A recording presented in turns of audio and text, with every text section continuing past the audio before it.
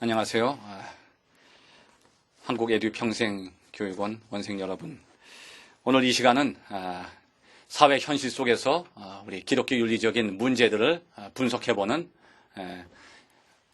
우리 교재 제3장 두 번째 단원 가상현실과 사이버 문화, 이 주제를 가지고 9주차 첫째 시간을 함께 하기로 하겠습니다. 이 시간 여러분 동일한 패턴의 강의 내용 가운데 조금 지루하실 수도 있을 것 같아서 제가 한번 재미있는 실험을 한 가지 하겠습니다. 자, 지금 여러분 앞에 제가 요 노란색 백목을 한번 던져보겠습니다. 눈에 잘 띄실지 모르겠네요. 지금 이 허공에 노란색 백목이 있다가 떨어졌죠. 자, 그럼 지금 여기 노란색 분필, 이 백목이 존재하는 걸까요? 아니면 존재하지 않는 걸까요? 여러분 아마 지금 존재하지 않습니다. 그렇게 대답하시는 분이 지금 99.9% 계신 것 같습니다. 물론 아닌 분도 있을 거예요. 여러분 그 결정은 여러분의 자유로서 내릴 수 있으니까. 그런데 아마 99.9%의 대답을 하신 분들과 또 그렇지 않은 분들 사이에 의견이 나눠졌을 때 다수의 의견이 맞다고 하는 경우도 있지만 그렇지 않은 경우도 있습니다. 적어도 20세기까지는 지금 분필이 여기 없다 그렇게 규정하는 것이 맞습니다. 존재하지 않는다. 그러한 존재에 대한 규정이 타당하지만 지금 우리의 시대에서 이 분필을 분석할 때는 지금 있다 없다를 결정할 때는 이것을 있다고 그럽니다.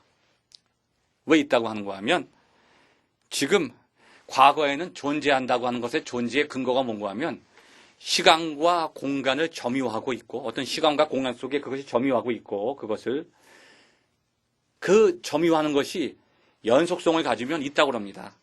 지금 여기 있는데 이 분필이 있는데 이것이 계속 여기 있어야 돼요. 그럼 있는 겁니다. 있다가 없으면 있는 게 아니죠.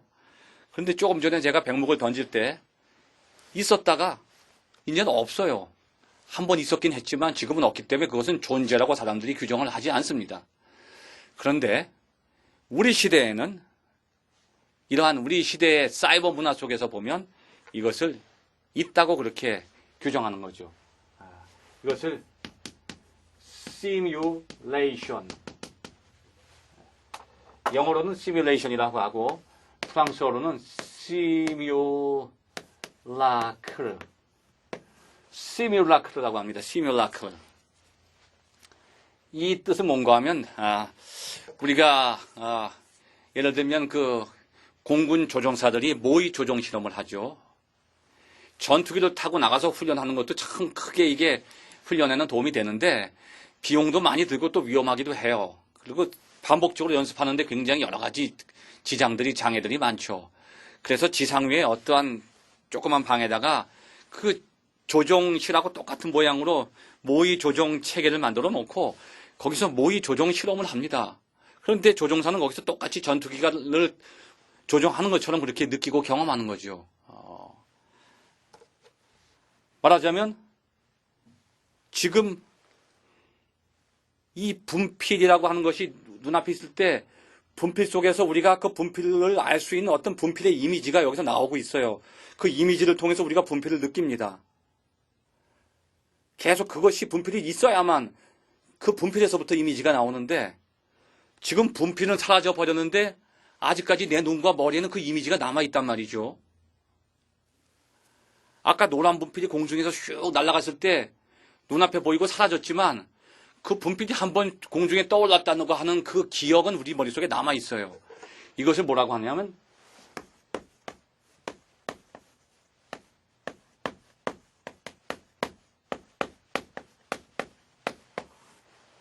제가 글씨가 좀 서툴러서 죄송합니다. 원본 없는 이미지라고 하죠. 항상 원본, 실체에서부터 이미지가 나왔는데 지금 우리 시대에는 실체가 없어도 이미지가 있다는 거예요. 이것이 바로 가상현실의 모습입니다. 가상현실.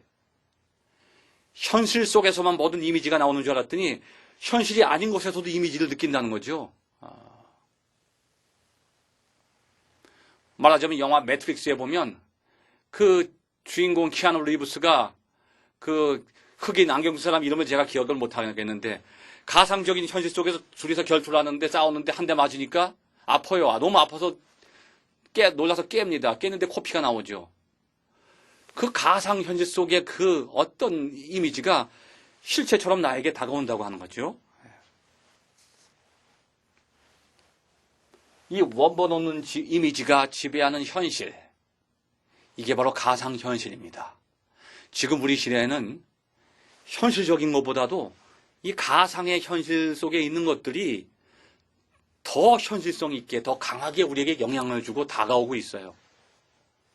지금 이미 미국에서는 사이버 공간 속에서 어떤 세계, 사이버 사회를 만들어 놓고 거기다가 부동산도 사고 투자하고 여러 가지 활동을 또 합니다. 사람들이 가상세계 속에서.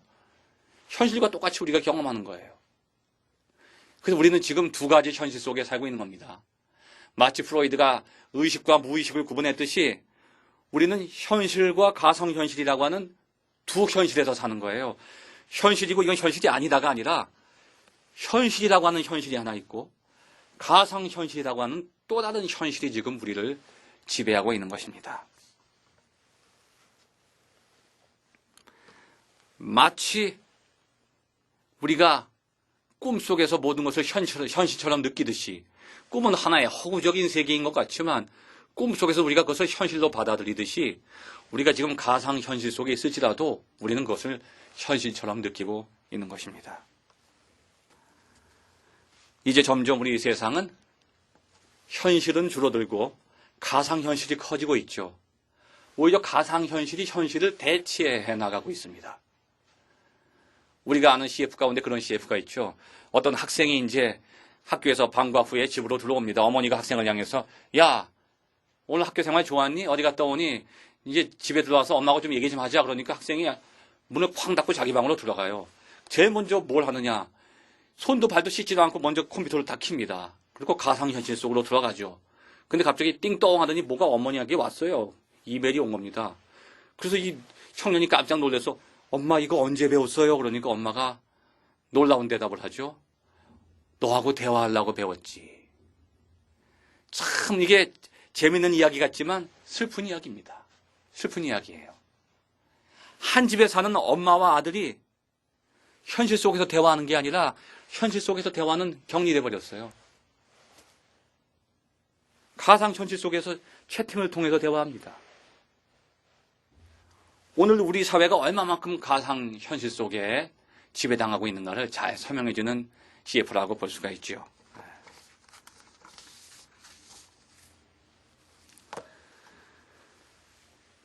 우리 인간은 물론 정신의 지배도 받아요. 정신적인 존재이지만 또 육체적인 존재입니다. 가상 현실 속에서도 우리가 살면 편리하고 좋지만 현실도 굉장히 필요해요. 현실적인 경험과 현실적인 인식과 분석과 판단이 우리에게 큰 영향을 주는 거죠. 아무리 정신보다 육체가 중요하다고 해도 정신을 거부할 수 없고 아무리 정신이 우리에게 영향을 준다고 해도 육체도 중요한 거죠. 정신과 육체는 조화를 이루어야 됩니다. 정신이 온전하기 위해서는 우리의 정신생활이 건강하기 위해서는 육체적으로도 건강해야 되죠.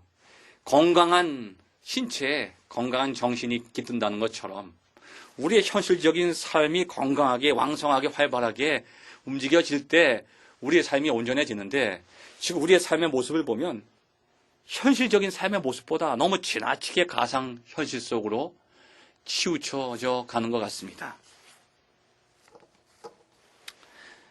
우리 이 가상 현실과 사이버 문화를 우리가 어원적으로 분석해 보면 이 사이버라고 하는 말이 있죠. 사이버. 요즘에 이게 사이버란 말이 여기저기 다 붙어 다녀요. 화장품 이름에도 보니까 지난번에 하리수가 쓰는 화장품이 뭐 사이버 21인가 화장품 옷 뭐 어디 가나 사이버를 붙이는데 이 사이버가 아무데나 붙이는 접두사가 아닙니다. 이게 원래 줄임말이죠. 어디서 어느 말을 줄였냐 하면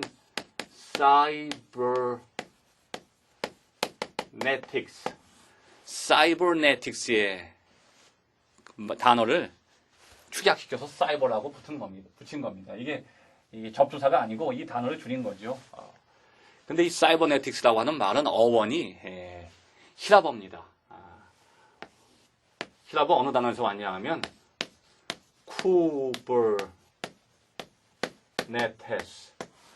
쿠버네티스라고 하는 히라버에서 온 단어가 사이버네틱스입니다. 그런데 이 쿠버네티스의 뜻을 우리가 살펴보면 어떤 뜻을 가진 거 하면 조타수라는 뜻이 있습니다. 조타수.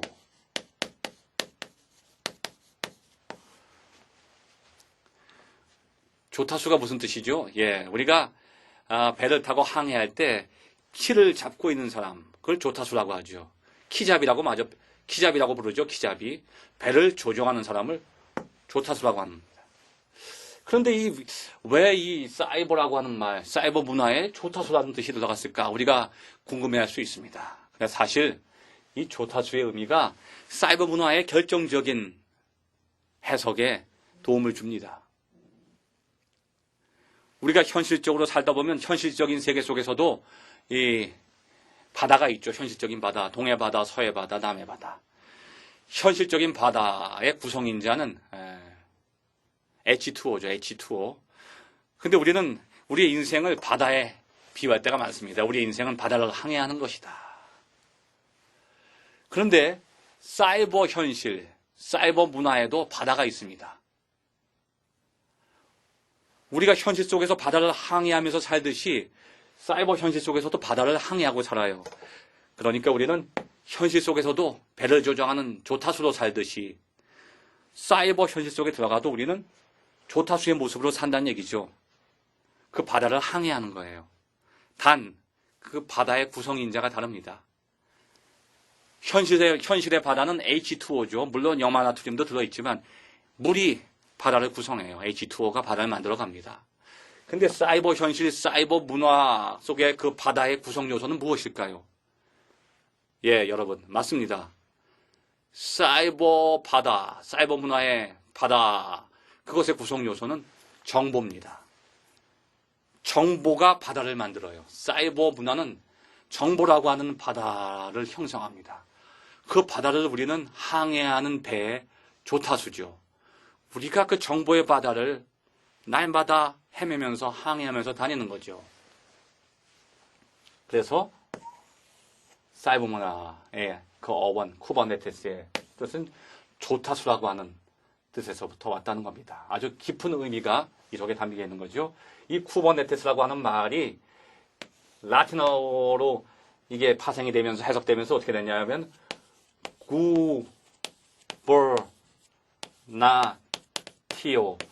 구버나티오라고 하는 라틴어로 번역이 됐습니다. 이 말은 우리가 잘 아는 영화에서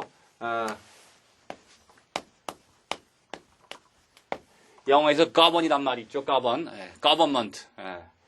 좀 보이지 않으실 수 있으니까 제가 밑에다가 써드릴게요. 영화에서 거번이 뭡니까? 지배하다, 통제하다 그런 뜻이죠. 조정한다는 것은 지배하고 통제하는 겁니다. 우리가 그 바닷속에서 조정하고 지배하는 조타수가 된다는 얘기인데 영어에서 거버먼트라고 하는 정부라고 하는 말에 또 어원이 됐죠. 지배하고 통제하다, 조정하다. 그것이 거버먼트가 되면 정부가 되죠. 이 조타수의 의미 속에 사이버 문화의 정체성이 담겨 있습니다. 어떤 정체성인가 하면 바로 이 사이버 문화의 특징인데 어떤 특징을 가지냐 하면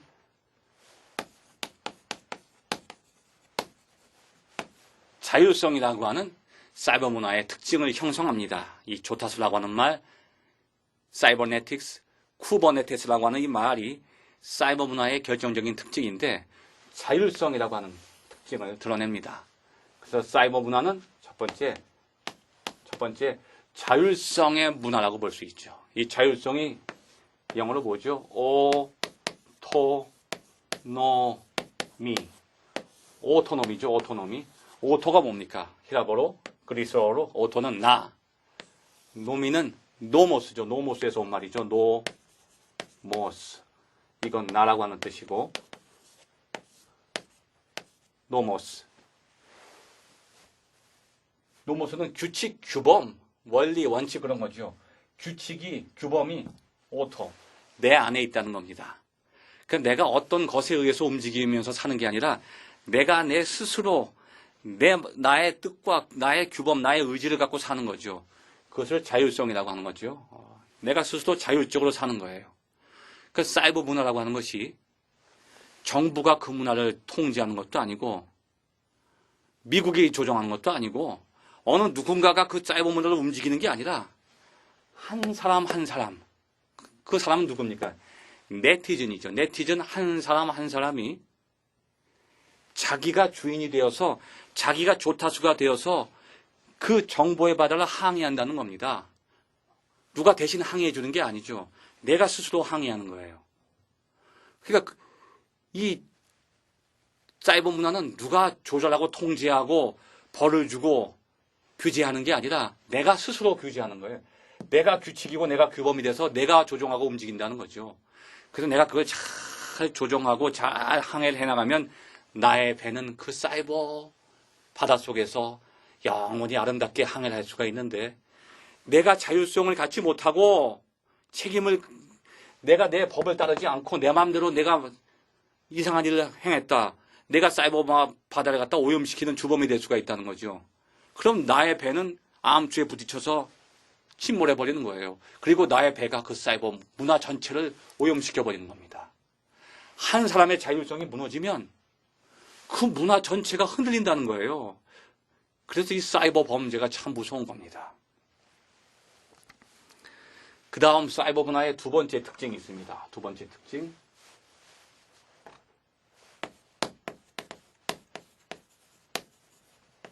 익명성이죠. 여러분 아마 사이버 공간에 들어가신 분들은 다 한 번씩 경험이 있으실 거예요. 은행 구자를 연다든지 뭐 송금하고 아니면 어떤 사이트 아니면 홈페이지 아니면 동아리라든지 채팅방 어디든지 갈 때 항상 나와 따라다니는 게 있습니다. 그게 뭘까요? 예, 그렇죠. 아이디죠. 아이디. 아이디. 아이디가 어떤 단어입니까? 영어의 아이덴티티의 준말이죠. 아이덴티티가 뭡니까? 정체성이죠. 현실 속에서는 분명히 내가 홍길동인데 사이버 공간에 딱 들어가는 순간 더 이상 내가 홍길동이 아니에요. 홍길동이라고 그러면 큰일 납니다. 내 주민등록증에 나와 있는 내 이름과 내 주민등록번호 가지고서 내 이름은 홍길동, 내 비밀번호는 주민등록번호. 그 순간 사이버 문화는 무너집니다. 왜 그럴까요? 내 이름과 나의 주민번호가 그대로 거기에 들어간다면 그 순간 내가 가진 정보가 다 노출돼 버리는 거예요. 사이버 문화는 정보의 문화입니다. 거기선 돈도 필요 없고 권력도 필요 없어요. 누가 정보를 많이 가지고 있느냐, 적게 가지고 있느냐. 정보를 많이 가질수록 나는 사이버 문화 속에서 크게 역할을 할 수가 있는 거예요. 쉽게 말씀드리면 아는 것만큼 지배할 수 있고 알려진 만큼 지배당하는 겁니다. 내가 어떤 곳에 가서 많은 정보를 가질수록 내가 거기서 더 크게 활동할 수 있고 내가 알려진 만큼 나는 거기 종속당하는 거예요. 절대로 나의 정보가 누출되면 안 됩니다. 그래서 사이버 문화, 사이버 공간 속에서는 현실적인 나의 정체성은 숨겨두고 정체성은 두 가지가 있어요. 현실적인 정체성, 사이버 정체성. 이 둘은 다릅니다. 현실적인 정체성은 숨겨두고 새로운 나의 모습, 정체성을 사이버 문화에 등록을 시켜요. 그게 아이디죠, 아이디. 또 비밀번호도 있지만. 그래서 사이버 문화 속에서 현실적인 인간은 철저하게 숨겨져 있지요. 절대 드러나지 않습니다. 그래서 참 무서운 일들이 많이 생기잖아요. 어떤 채팅방이라든지 어떤 홈페이지, 카페에서 사람들이 아이디 쓰는 거 보면 제가 많이 놀래요. 뭐 김유나도 있고 김연아도 있고 김연아 AB 막 나와요. 자기가 김연아가 될 수도 있고 뭐 이만기가 될 수도 있고 장동건 뭐 다양한 뭐 여성들은 뭐 요즘에 내가 카라 A가 될 수도 있고 소시 B가 될 수도 있습니다. 그렇게 뭐 다양하게 이름을 붙이는데 그 사람이 진짜 소녀시대, 그 사람이 진짜 장동건은 아니죠. 여러분 잘 아시는 영화 가운데 그런 영화가 있습니다. 접속이라는 영화 아시죠? 접속. 한석규와 전도연이 나오는 영화인데 사이버 공간 속에서 두 사람이 만나는 거예요. 근데 이제 서로 대화가 되니까 이제 우리 현실 속에서 한번 다방에서 만납시다 하고 다방으로 나타나죠. 영화의 한 장면이기 때문에 인기 있는 아름다운 배우가 현실 속에서 만나죠. 그런데 사이버 공간 속에서는 그것이 실현되기 힘듭니다. 아이디가 장동건, 아이디가 전도연이다. 근데 현실 속에서 만나면은 그러지 않을 수가 있어요. 전혀 다른 인물이 또 나타날 수가 있죠. 이것이 사이버 문화의 장점이기도 하고 단점이기도 합니다. 참 이게 양면을 가진 거예요. 장점이기도 하고 단점이기도 해요. 내가 감춰져 있기 때문에 내가 활동하는데 내가 자유스러울 수는 있지만 그 자유를 갖다가 내가 함부로 사용하게 되면 이것 때문에 이게 사이버 문화가 흔들릴 수 있다는 거예요. 내가 숨겨져 있다고 해서 내가 아무도 나를 보지 못하지. 그래서 내 마음대로 행동하면 이게 사이버 범죄가 되는 겁니다. 내가 나를 조정해야 돼요. 자율성을 가지고 익명성을 조정해 나가야지. 자율성 없이 익명성만 가지고 있으면 자율성이 깨져버리면 익명성이 우리에게 가장 무서운 무기가 돼서 흉기가 돼서 우리에게 다시 돌아올 수 있다고 하는 거죠. 그래서 이 익명성이 자율성을 상실해버리면 엄청난 범죄들을 많이 만들어내죠. 그래서 개인정보 유출이 되고 사이버 범죄들이 지금 증가되고 있는 이유가 바로 자율성을 상실했기 때문입니다. 자율성이 깨지면 어떤 것도 그 사이버 문화를 보장할 수가 없어요. 우리 현실 문화 속에서 사는 시민들 있죠. 영화에서 시민을 시티즌이라고 하죠. 시티즌. 그럼 사이버 현실 속에서 사는 시민들은 또 뭐라고 합니까? 네티즌이라고 하죠. 네티즌. 시티즌들은 현실 속에서 윤리와 도덕을 지켜요. 에티켓을 잘 지키죠. 에티켓이라고 하죠. 삶의 방식들을. 그러면 사이버 현실 속에서 네티즌들이 지키는 또 어떤 규율이 있어요. 그것을 네티켓이라고 하잖아요. 네티켓. 네티켓이란 무엇이냐? 모든 네티즌들이 자기가 한 사람이 자율성을 가지고 그 사이버 문화를 유지시켜 나갈 책임이 그 사람에게 있다는 겁니다. 한 사람이 책임을 지키지 않으면 그 사람 때문에 전체 그 인터넷 공동체, 사이버 공동체가 무너질 수 있다고 하는 거죠. 그래서 모든 문화처럼 다른 문화들처럼 이 사이버 문화도 순기능과 역기능이 있습니다. 장점이 있고 단점이 있죠.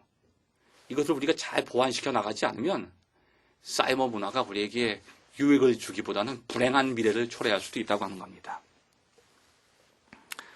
왜냐하면 그 문화 속에는 인간의 본성이 담겨 있습니다. 문화라고 하는 것은 인간의 활동의 산물이라고 지난 시간에 배웠는데 그 속에 인간의 삶의 모습이 담겨 있어요. 근데 인간은 어떤 모습을 가지느냐? 인간의 모습 속에는 선과 악이 같이 있어요. 그래서 인간의 손이 닿으면 사이버 문화도 인간이 만들어낸 겁니다. 하나님이 사이버 문화를 만드신 게 아니죠. 그런데 하나님이 만드신 것 속에는 항상 보시기에 좋았다라는 말씀처럼 기쁨과 행복만이 있어요. 근데 이상하게 인간의 손이 딱 닿는 순간 그 속에 행복과 함께 불행도 같이 있어요. 인간이 만들어내면 다 좋은 것만이 아니에요. 그 속에 부작용이 꼭 있다는 거죠. 왜? 인간은 선한 존재일 뿐만 아니라 또 악을 가지고 있기 때문이죠. 인간 안에 선과 악이 있다는 거죠.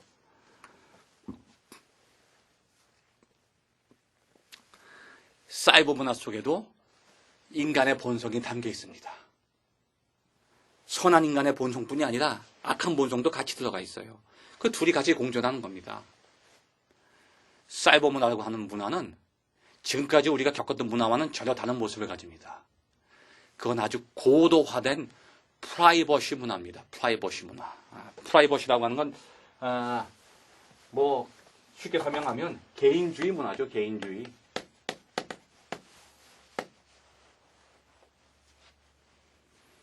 계몽주의 문화도 개인주의인데 계몽주의가 무너졌지만 그 개인주의는 또 다른 형태로 새로운 문화체계를 만들어냈어요. 이게 사이버 문화죠. 문명 비판가 제레미 레프킨이라고 하는 사람, 제레미 레프킨, 이 사람은 우리 시대의 문화의 형태를 프라이버시 문화라고 규정했고, 그것을 설명하는 하나의 상징적인 용어로서 아이들, 거울, 잔디밭, 아이들, 거울, 잔디밭, 이 세 용어를 통해서 우리 시대의 문화의 모습을 규정했습니다. 아이들이 상징하는 것은 핵가족이죠. 핵가족. 가족이 과거에는 대가족 공동체로 모였는데 할아버지, 할머니, 손자 온 식구가 모여 있으면 우리 가족은 행복해. 그 속에서 행복을 느끼고 편안함을 느끼는 거예요. 근데 요즘에는 사람들이 부모하고 자식하고 안 살아요. 요즘에 또 더 나가서는 남편과 아내도 떨어져서 살고 뿔뿔이 흩어져 버려요. 핵가족이 돼버려요. 이게 참 편하고 좋은 것 같지만 그렇지 않습니다. 사람들 마음속에 함께 있을 때 편안함을 느끼는 게 아니라 혼자 있으면 편안함을 느껴요. 이 프라이버시 문화라고 하는 것은 홀로 존재하는 문화예요. 홀로 있을 때 거기서부터 문화가 형성되고 발전돼 나간다는 거예요. 좋은 것 같기도 하지만 저는 그 속에서 불행한 우리의 미래의 모습을 봅니다. 내가 누구와 함께 있을 때 그게 편해야지. 누구하고 함께 아니고 혼자 있는 게 편하다. 가족끼리도 분리된다. 이게 참 슬픈 현실이죠. 요즘에도 한국의 노인 인구는 자꾸 많아지는데 노인 인구는 많아진다는데 가정마다 가보면 노인분들이 안 보여요. 참 이게 신비로운 현실이죠. 노인 인구는 많아졌는데 가정 안에 보면 노인이 안 보여요. 거울은 뭡니까? 거울. 거울이 상징하는 것은 거울이 없으면 나를 몰라요. 한번 여기 시청자 여러분, 학생 여러분, 지금부터 한 달만 거울을 보지 마십시오. 그러면 어느새 내 얼굴을 잊어버려요. 거울 안 보면 내 얼굴을 잊어버리면 그때부터 어떻게 되느냐? 내 얼굴과 내 친구 얼굴을 똑같이 생각해요. 친구 얼굴 보면 그게 난 줄 알아요. 나와 그 사람은 동일시합니다. 거울을 봤다는 것은 인간이 자기 얼굴을 봤다는 거예요. 자기 얼굴을 봤다는 것은 나를 알게 되는 거예요. 자아가 형성되는 거예요. 자아. 인간이 자신을 알게 되는 거예요. 마치 그 이솝우화에서 어느 강아지가 고기를 물고 가다가 개울을 건너다 보니까 개울에 자기보다 더 큰 개가 더 큰 고깃덩어리를 물고 있어요.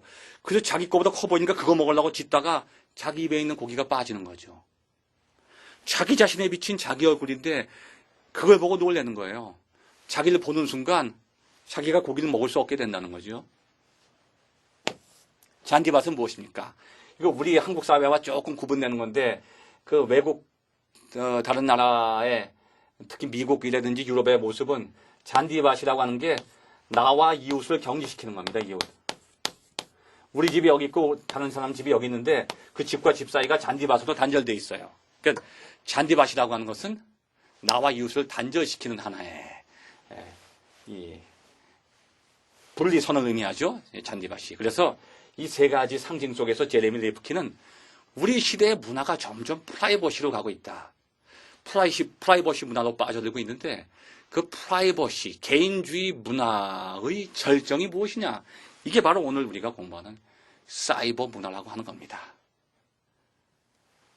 내가 이제 혼자 있으면 편하고 형제, 자매 사이에서도 각방을 쓰려고 하고 네 물건 내 물건 나누고 밥 먹을 때도 네 거 내 거 숟가락도 구별하고 각자 자신의 프라이버시. 요즘에는 부모들이 자식 방에 들어갈 때도 조심해야 돼요. 잘못 하려고 들어가면 프라이버시 침해가 되잖아요. 들어가도 되니 두들기고 허락 받고 들어가야 됩니다. 그러한 현실이 바로 우리 시대의 의식 구조를 잘 반영한다고 볼 수가 있는 거죠. 이제 우리는 사이버 문화 속에서 하나님으로부터 분리되고 이웃과 분리되고 현실 세계로부터 분리되는 현실 세계로부터 분리돼서 이제는 가상 현실 속에만 들어가 있는 거죠. 그런 하나의 우리 시대의 문화의 문제점을 발견할 수 있는 겁니다. 하나님으로부터 분리되고 하나님이 만들어 주신 창조의 세계가 아니라 하나님과 단절돼서 또 이웃과 단절돼서 프라이버시에 빠져서 가상현실 속으로 빠져들어가는 현실과 격리되는 우리 인간의 모습을 발견할 수 있다고 하는 겁니다. 그러면서 이제 인터넷 중독자들이 끊임없이 양산되고 있죠. 저도 마찬가지지만 하루에 3시간 이상 인터넷을 하는 것, 이것도 중독 증세가 있습니다. 그리고 내가 5분 있다가 끄고 빨리 밥을 먹어야지 하는데 5분 한다고 보니까 50분이 지났어요. 이것도 중독이라고 할 수가 있죠.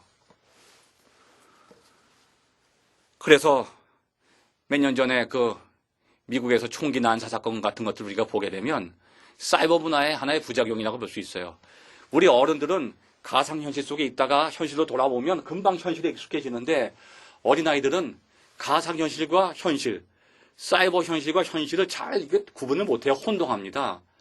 그래서 가상현실 속에서 스타크래프트를 한다든지 거기서 막 무슨 게임을 하다가 총을 막 쐈는데 점수가 어쉽게 90점인데 오늘 80점 나왔어요. 그리고서 이제 컴퓨터를 끄고서 현실에 오면 아직도 그게 머릿속에 남아있어요. 그래서 총을 들고 점수를 채우려고 쏘는 겁니다, 총을. 컴퓨터 게임을 현실 속에서 모방하려고 해요. 이 모방 범죄. 성인들도 그런 범죄를 저지르는 거예요. 게임이라든지 가상현실 속에서 내가 겪었던 그 게임을 현실 속에서 모방하려고 하는 겁니다.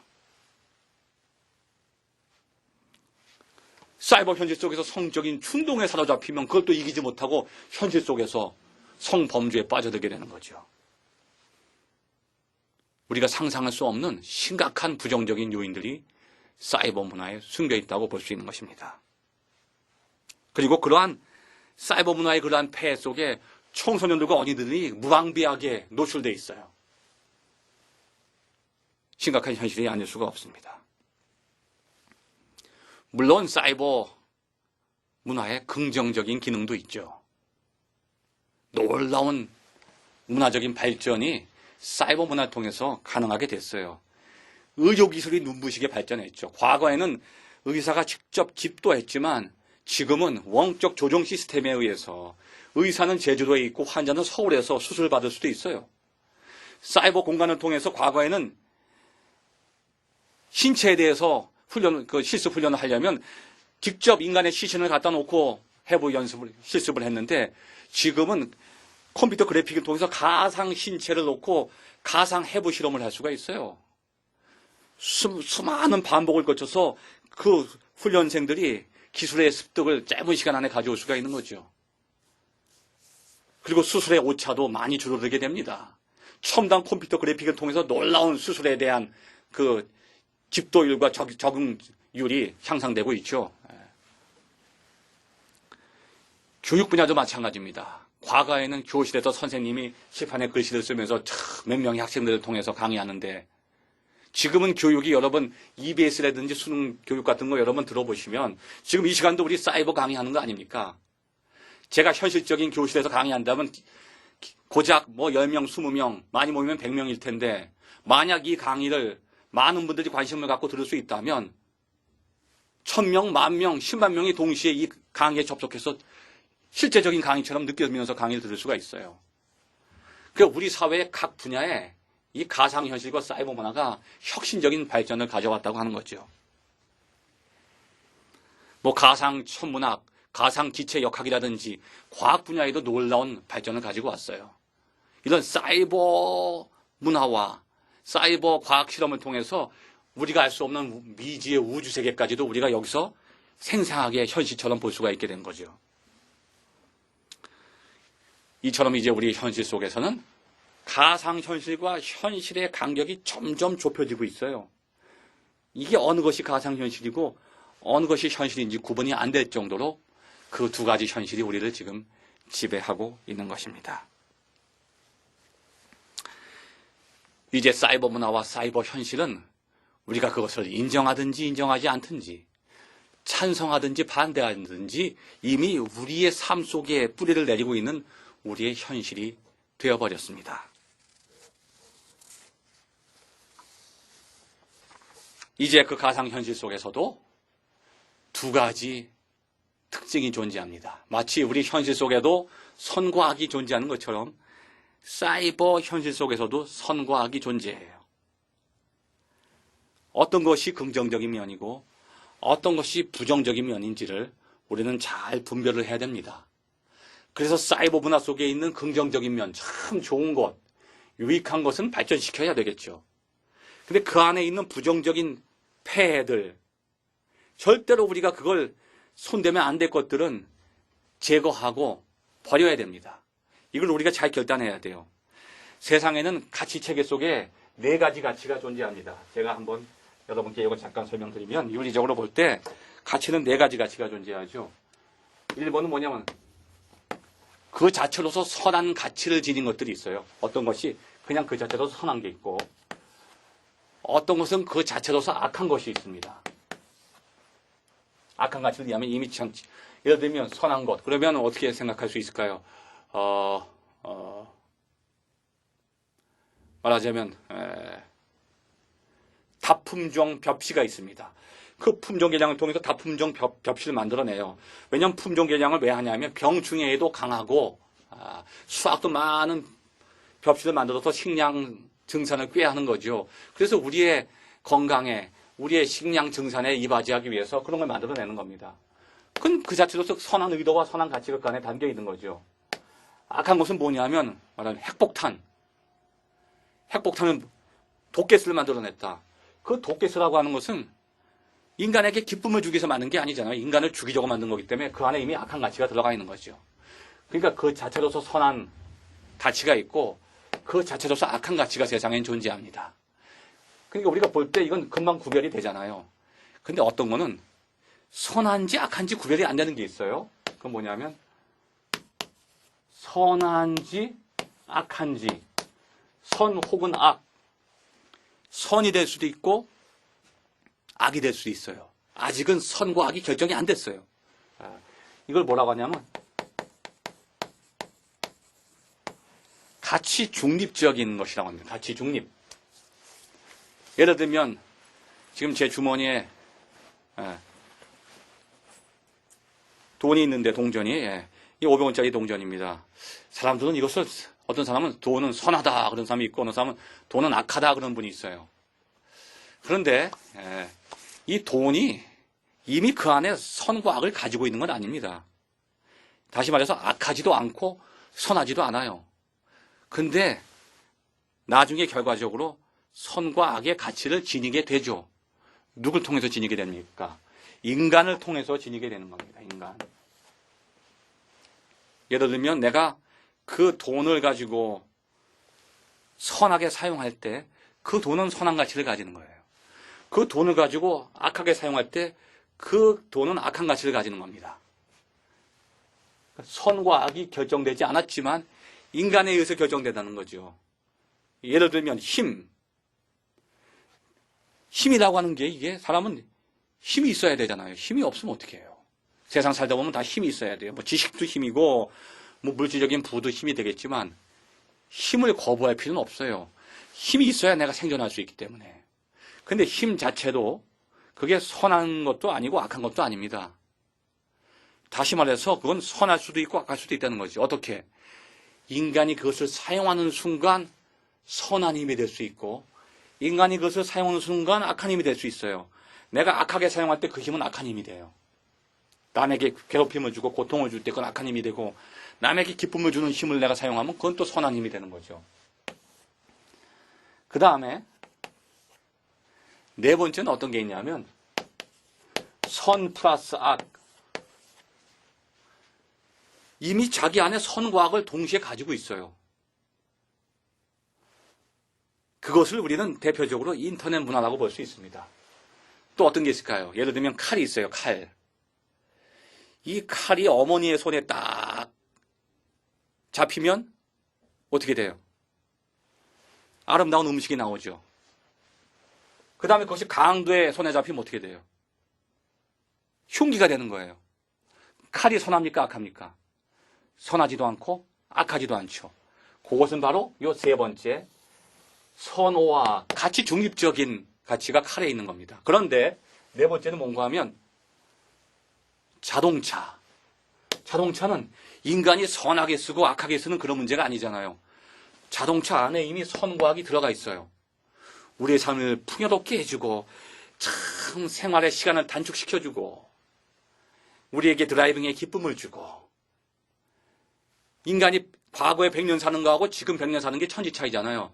지금 우리가 100년 동안 산다고 하면 과거에 18세기, 17세기에 살았던 인간들의 수명의 한 5배, 6배 사는 겁니다.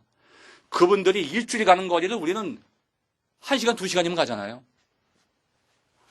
어떻게 보면 비행기 타고 다니는 분들은 그 사람들이 한 달 동안 여행할 것 같다가 2, 3일 만에 여행할 수도 있어요. 200년, 300년 전에 인간들이 평생 동안 경험했던 것들을 우리는 한 달 만에 경험할 수도 있어요. 그럼 우리가 인생은 짧다고 생각하지만 짧은 시간 속에서 너무나 엄청난 경험을 하는 겁니다. 그 자동차는 우리에게 참 기쁨을 줘요. 그러나 자동차 속에는 엄청난 환경 오염, 환경 파괴 물질들이 있어요. 그걸 통해서 우리에게 엄청난 고통을 또 가져올 수 있잖아요. 인터넷도 마찬가지입니다. 인터넷 안에 긍정적인 것과 부정적인 기능이 함께 들어가 있어요. 그래서 우리는 이 사이에서 올바로 판단하고 결단해야 됩니다. 선한 가치들은 우리가 더 발전시키고 개발시켜 나가야 됩니다. 그런데 악한 가치들은 제거해 나가야 되죠. 이것이 아주 윤리적으로 중요한 문제가 되는 겁니다. 물론 3번도 마찬가지죠. 1번과 2번은 선이 있으면 선을 행하면 돼요. 선한 가치를 사용하면 되고 2번 악한 것은 버리면 되죠. 근데 선과 악이 결정되지 않으면 내가 올바로 결단해서 선한 길로 가야 되죠. 인간이 윤리적인 주체로서. 이것도 마찬가지예요. 세상에 선과 악이 같이 있는 것들은 그 속에서 우리가 악한 것은 버려야 되고 선한 것을 선택해야 됩니다. 그러한 가치가 인터넷 문화 속에, 사이버 문화 속에 들어있다고 하는 거죠.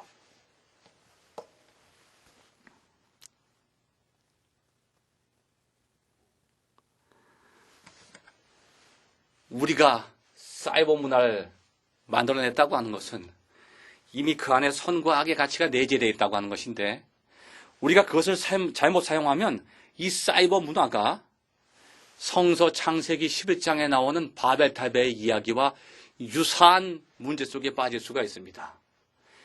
우리가 이 가상현실 사이버 문화를 절대시하게 될 때 그것이 하나님을 대적하고 하나님과 격리되는 하나의 수단이 될 수 있어요. 하나님과의 관계를 단절시키고 이웃과의 관계를 단절시키고 세상의 모든 관계를 단절시키고 내가 나만의 프라이버시 문화 속에 잠겨있는 것이 결코 성서적인 기독교적인 인간의 삶의 모습은 아닙니다. 왜냐하면 제가 이번 학기 첫 시간 강의 때부터 여러분에게 강조드린 내용이 있죠. 하나님은 우리를 그냥 프라이버시한 인간으로 창조하는 게 아니라 인간을 남자와 여자로 창조하셨다는 게 뭐냐면 하나님은 인간을 관계 속으로 창조하셨다는 거죠. 남자와 여자와의 관계 속으로. 또 하나님은 인간을 하나님과의 관계 속으로 만드셨다는 거예요.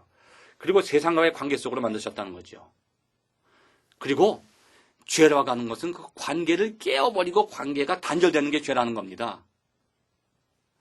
사이버 문화가 긍정적인 기능은 우리가 망각해버리고 그 안에 있는 프라이버시 기능만을 극대화시키게 되면 결국 우리는 모든 관계로부터 우리를 단절시키게 되는 거죠. 그런데 인간이 하나님으로부터 단절되고 인간으로부터 단절되고 세상으로부터 단절된다고 하면 현실로부터 단절된다고 하면 결국 그 사람은 자기 자신으로부터 단절되는 겁니다. 내가 나와 단절되는 거예요. 내 자신을 잃어버리는 거죠. 왜 그렇습니까? 우리가 모든 것을 다 이건 가상이야. 저거 사이버야. 진짜가 아니야.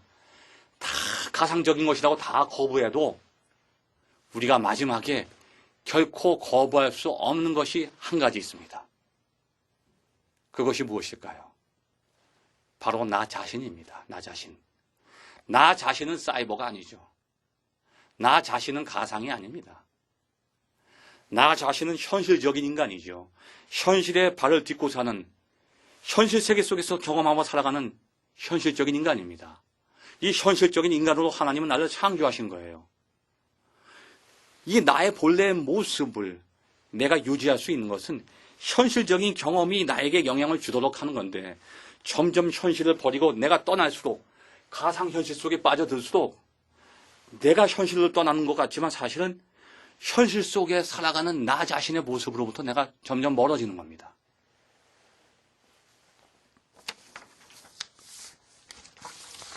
이제 우리 기독교는 이 사이버 문화에 대해서, 사이버 문화의 도전에 대해서 대응해야 됩니다. 기독교가 사이버 문화를 잘 컨트롤을 하지 못하면 사이버 문화가 기독교를 지배하게 됩니다. 이제 앞으로 어떻게 될지 모르겠어요. 정치도 사이버 정치, 경제도 사이버 경제, 문화도 다 사이버 문화로 빠져들어가면 이제 종교조차도 사이버의 영향을 많이 받게 될 겁니다. 앞으로 이제 갈수록 교회에 나가는 기독교인들보다 집에서 예배 드리는 교인들이 많아질 수도 있어요. 교회 가서 설교 듣는 것보다 인터넷만 켜면 24시간 동안 사이버 공간 속에서 엄청난 설교들이 쏟아져 와요. 참 감동적인 설교도 많이 나오고 예배도 사이버 공간 속에서 드릴 수가 있죠. 모든 것이 현실을 대체하고 있습니다. 이런 현실 속에서 기독교는, 우리 교회는 이 사이버 문화의 긍정적인 면을 잘 발전시키고 부정적인 면을 잘 제거해야 되는 책임이 기독교에 있다고 볼 수 있습니다. 이 모든 것은 저에게 주어진 과제이기도 하지만 학생 여러분에게 주어진 과제이기도 합니다. 이제 우리는 9주차 두 번째 강의로 다음 시간에는 짝퉁 권하는 사회, 이 세상에 짝퉁이 지배하는데 짝퉁 속에 담겨있는 기독교의 윤리적인 의미는 무엇인가 우리가 함께 살펴보기로 하겠습니다. 끝까지 경청해 주신 학생 여러분 감사드립니다.